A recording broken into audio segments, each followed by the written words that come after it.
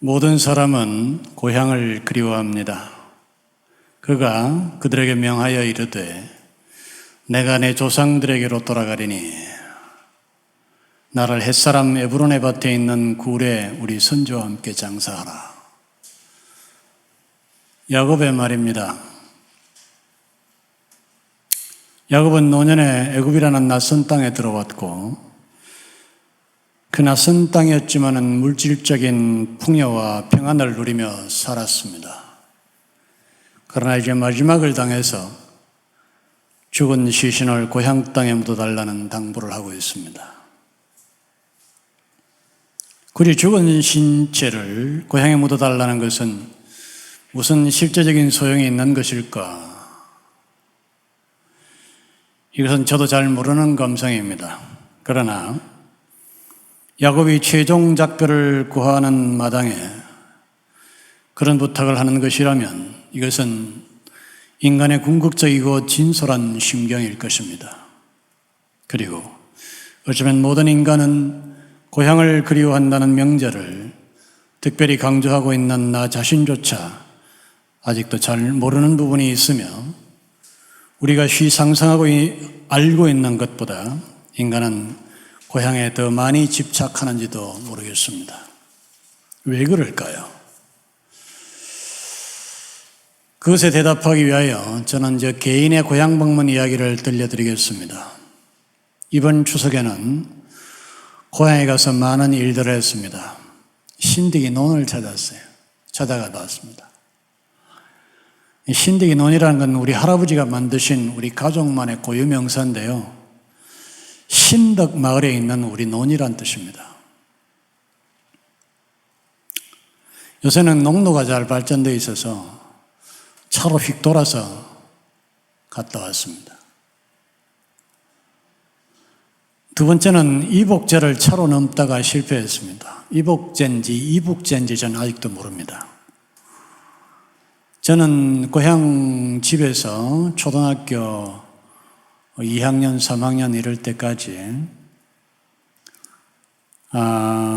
집에서 한 직선거리로 2.2km, 옛날에는 알지 못했는데 요즘에는 하도 인터넷이 발달돼 가지고 직접 우리 고향 집에서 내가 다니던 초등학교까지 직선거리로 재보니까 2.2km가 나와 있었습니다.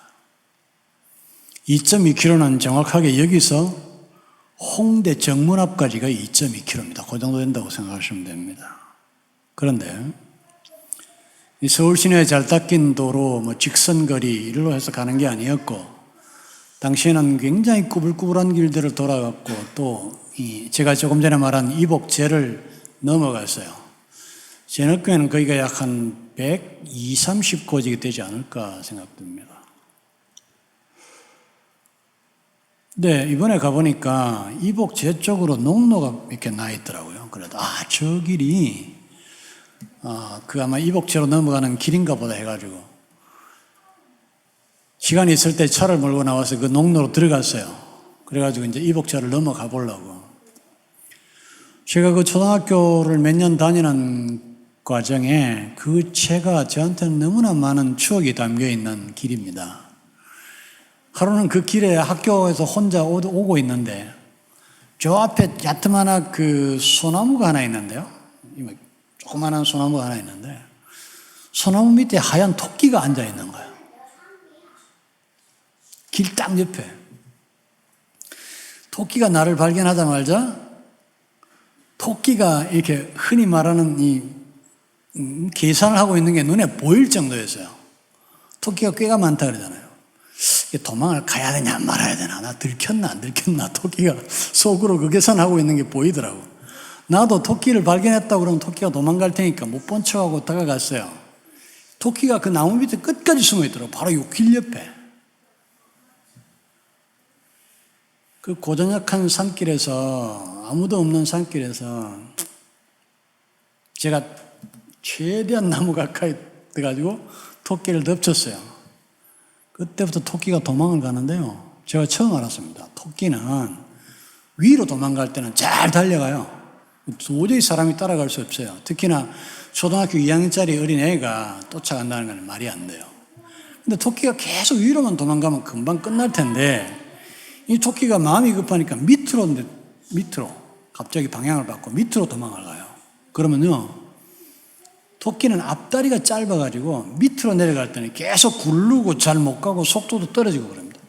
그럼 이제 곧 잡힐 정도로 이렇게 다가가요, 내가. 그럼 또 방향을 바꿔 위로 도망가고. 결국 제가 그 토끼를 못 잡았습니다. 제 영혼의 전설 속에 들어있는 토끼 한 마리. 그게 그 이복제에 있거든요. 그래서 제가 걸어갈 수는 없고 차로 탄다 그러면 내가 금방 가봐야 되겠다 해서 차를 갖고 들어갔는데 그 길이 이복제로 넘어가는 게 아니고 누군가 자기 아버지 산소에 가려고 그 길을 닦아놓은 거죠. 시멘트 길을. 가다 보니까 막 나중에 막판에는 이건 뭐 도로 포장도 시멘트 포장도 안 돼 있고 막 흙길로 올라가가지고 막 가다 보니까 어느 무덤 앞에 멈추더라고요. 그래서 거기에 제가 돌아 내려왔습니다. 그리고 우리가 큰삼내라고 하는 마을에 우리 마을 바로 옆에 있는 마을이 하나 있는데 그 마을에 큰 정자나무가 있습니다. 제가 그 정자나무를 찾아가서 울다가 왔습니다. 제가 언제부턴가 그 정자에 가보고 싶었거든요. 그 정자가 내가 조금 전에 말한 이복제에서 제가 어렸을 때 어머니 아버지와 헤어져 살았어요. 늘 어머니 아버지가 너무나 뼈에 사무치도록 그리웠어요. 학교 갔다 오면서 이복제 위에 서 있는데 그 큰산내 정자나무가 보입니다. 산 위에서. 근데 그 저쪽 그 정자나무를 향해서 오는 반대편 길에서 어떤 남자 두 사람이 걸어오더라고. 나는 왜 밑도 끝도 없이 그 두 사람 중에 한 사람이 우리 아버지일 거라고 믿어버렸을까요? 제가 그 길로 전속력으로 그 산을 뛰어내려가가지고 그 두 사람이 그 정자에 도달하기 전에 내가 정자나무 뒤에 가서 숨어 있다가 두 사람 소리가 수렁수렁 소리가 들릴 때 가까이 왔다고 했을 때 놀래켜 주려고 깍콩 하고 나타났는데 아버지가 아닌 거예요. 너무너무 섭섭해서 그때 거기서 한참 울다가 돌아왔던 기억이 있거든요. 근데 그 나무가 여전히 그대로 있더라고요. 제가 숨어있던 방향에서 한번 숨어보기도 하고 앉아보기도 하고 수십 년 다녔지만 못했던 일입니다.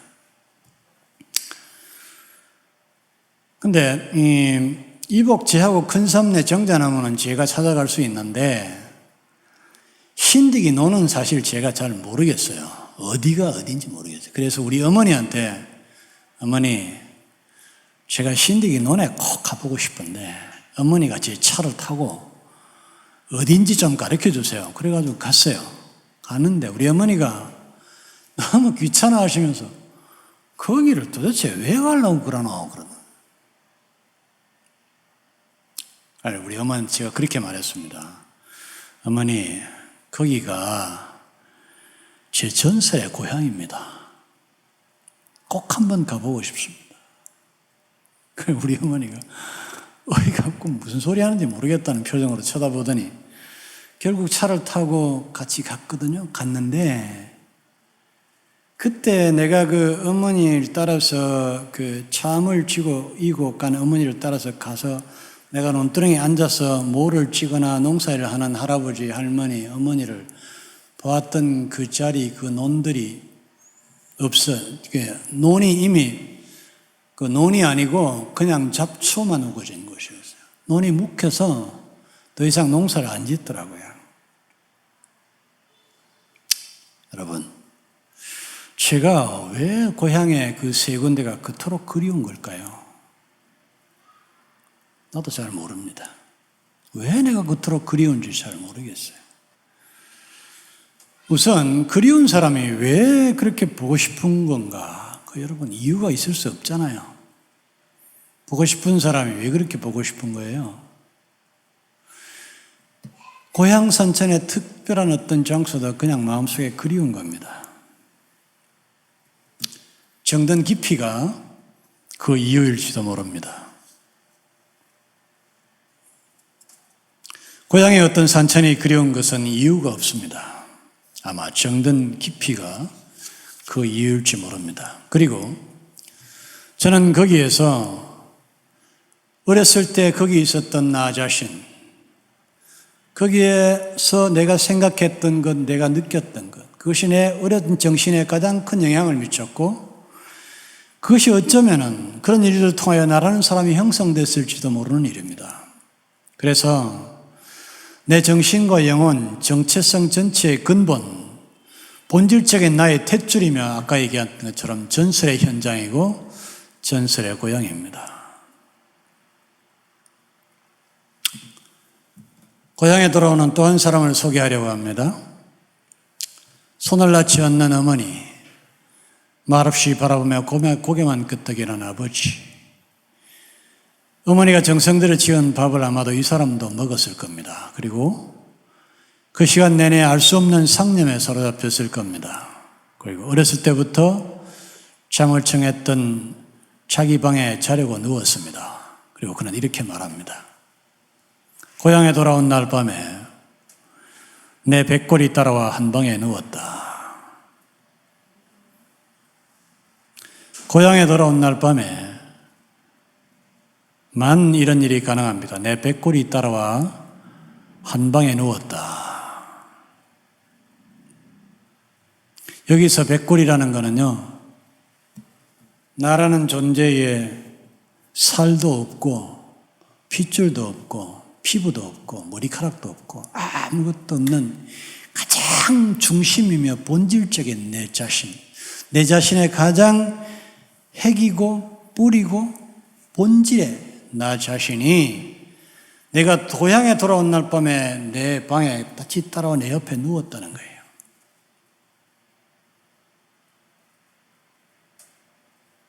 고향에 돌아온 날 밤에만, 아까도 말씀드렸지만 이런 일이 가능합니다. 나는 누굴까? 나는 어디서부터 왔는가? 어두운 방은 우주로 통하고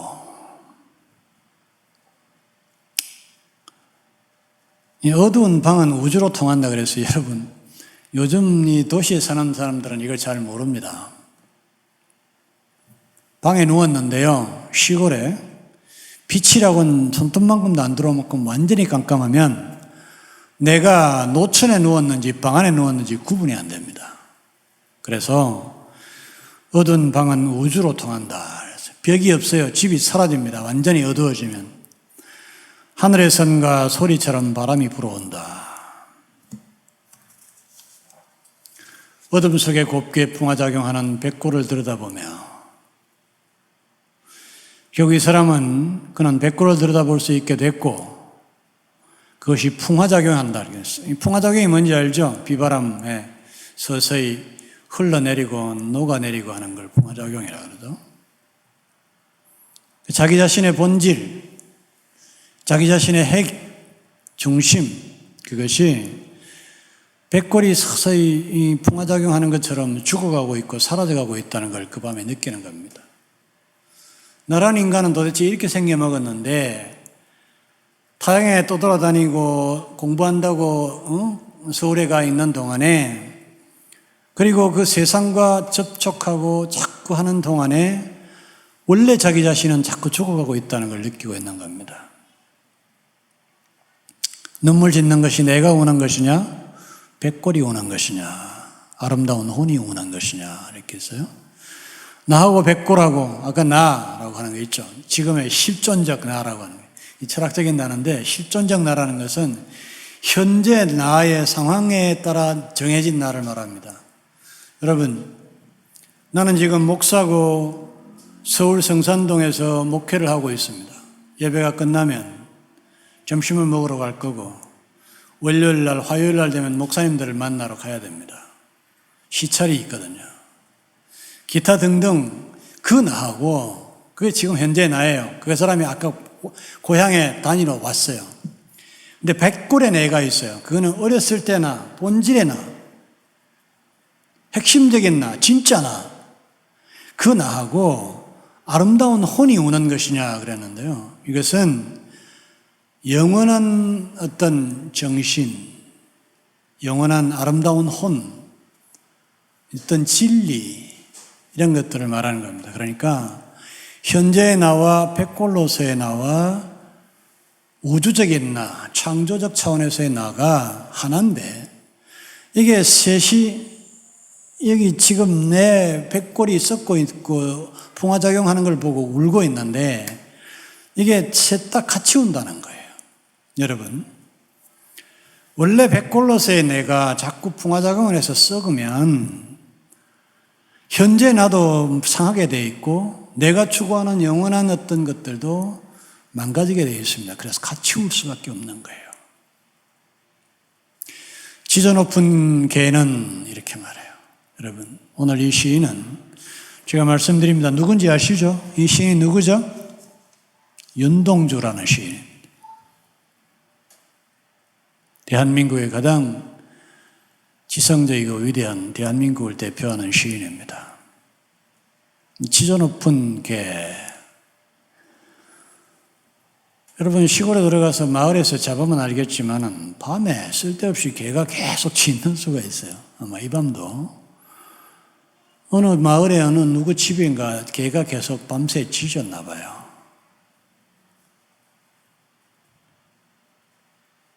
그런데 이 사람은 지저 높은 개라 그랬어요.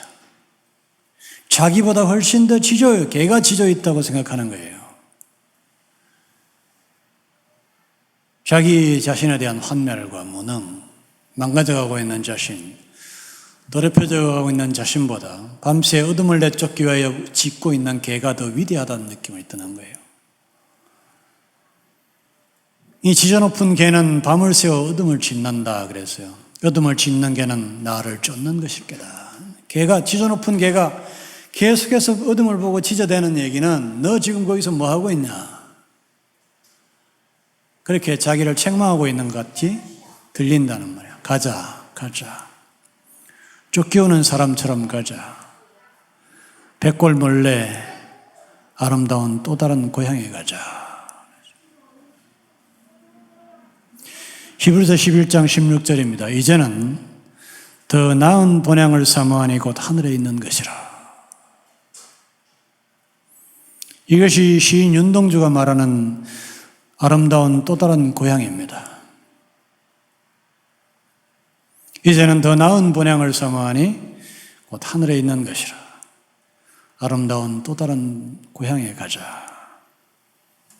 그것이 백골을 구원하는 길이며 자신을 구원하는 길이며 아름다운 혼의 고향을 찾게 하는 진정한 구원의 길입니다.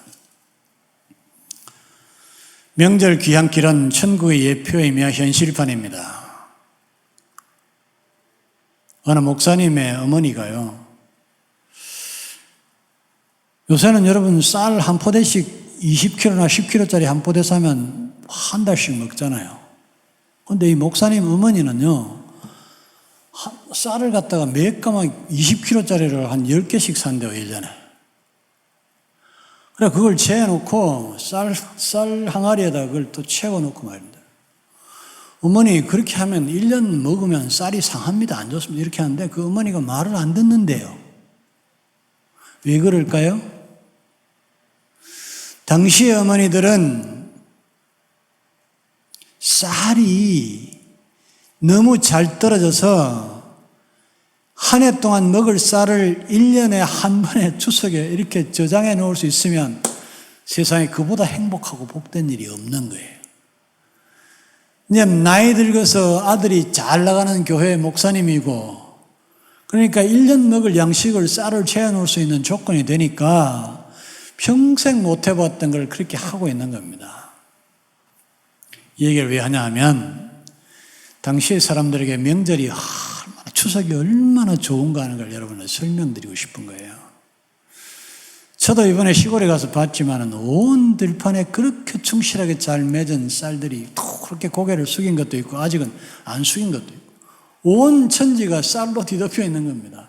적어도 추석만큼은 당장 내일 뭘 먹지라고 하는 근심과 걱정이 없는 시절입니다. 명절은 적어도 양식이 떨어질 것 같다. 추석 명절은 양식이 떨어질 것 같던 위기를 느끼지 않는 1년 중 유일한 몇 달입니다. 그리고 이 명절의 귀향길에는 그리운 사람들이 있죠. 어머니, 아버지, 형제들, 조카들. 그리고 제가 조금 전에 말한 것처럼 시골에 가면 내가 내 뼈를 키웠던 내 산천이 있고 내 정신을 살찌우고 있고 나의 마음과 정신과 정서를 형성시켰던 산천과 그 산천에 배어있는 추억과 역사와 그런 것들이 있거든요. 그리로 돌아가는 게 여러분 명절에 고향길에 돌아가는 길입니다.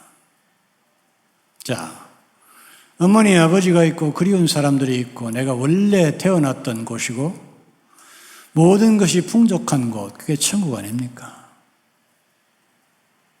우리는 추석 명절을 왜 만들어 놓고 온 나라가 야단법석을 피우느냐 하면 기독교에서 하나님을 모르는 사람들조차도 그 시절만큼은 천국 같은 시절이니까 그거를 추석을 정해놓고 사람들이 기뻐하고 즐거워하고 잔치를 벌이고 파티를 하고 만남을 갖고 하는 겁니다.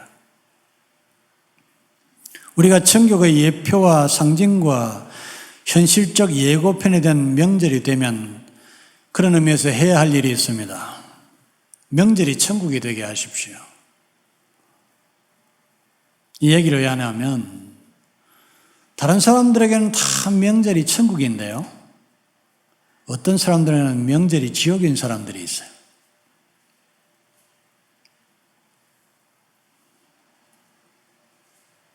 여자들의 지나친 노동을 절대 허용해서는 안 됩니다.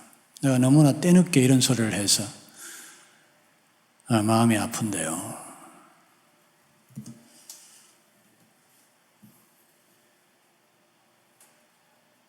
요즘에는 많이 그렇게 변한 것 같습니다만은 이 옛날에는 며느리들은 그냥 명절이 되면 지옥이었습니다. 밥 차려놓고 돌아서면 또 차려야 되고 또 해야 되고 명절 준비하느라고 뼈가 빠지고 잠도 못 자고 막 그러는 거예요. 여러분, 명절에 며느리들만 특별히 더 일하는 그런 환경과 조건을 안 만들었으면 좋겠습니다. 아예 요즘처럼 먹는 게 천지인데 무슨 LA 갈비하고 나물을 해가지고 이렇게 써놓고 똑같은 걸 맨날 며칠 먹고 그거 안 해도 되잖아요.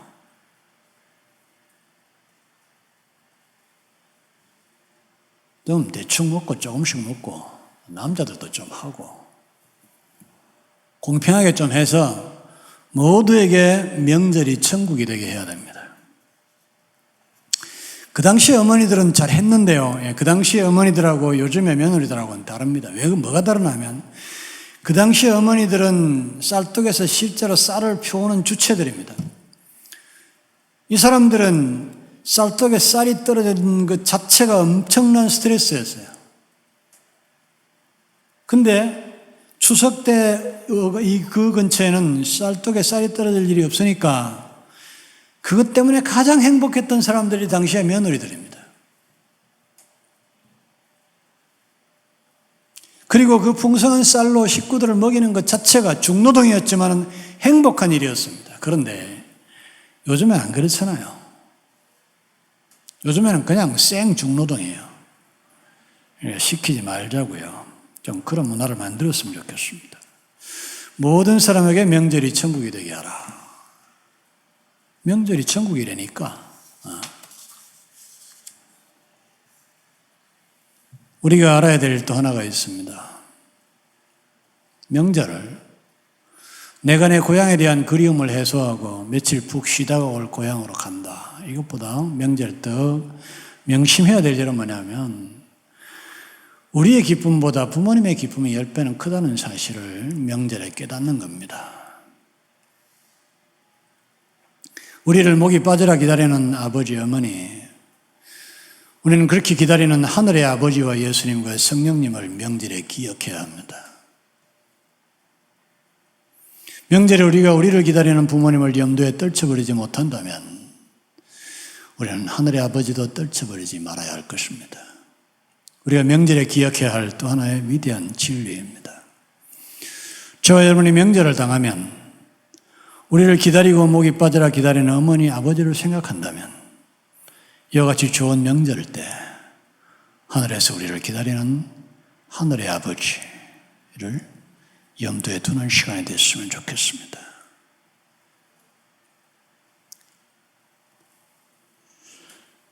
저희 이번 귀향이 나의 그리운 고향 산천과의 반가운 만남이 되었던 것처럼 우리의 본질을 찾는 여행이 되었으면 좋겠습니다.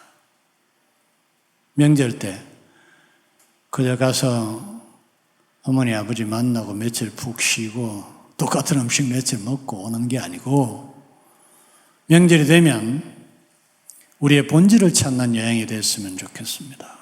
더 나아가 창조적 차원에서의 나의 본질, 영원히 돌아갈 고향에 대한 그리움이 이 명절 기간 동안에 저와 여러분의 가슴 속에 더 자라났으면 좋겠습니다. 윤동주의 귀향이 그랬던 것처럼 우리의 고향이 또 다른 고향으로의 갈망이 되었으면 좋겠습니다.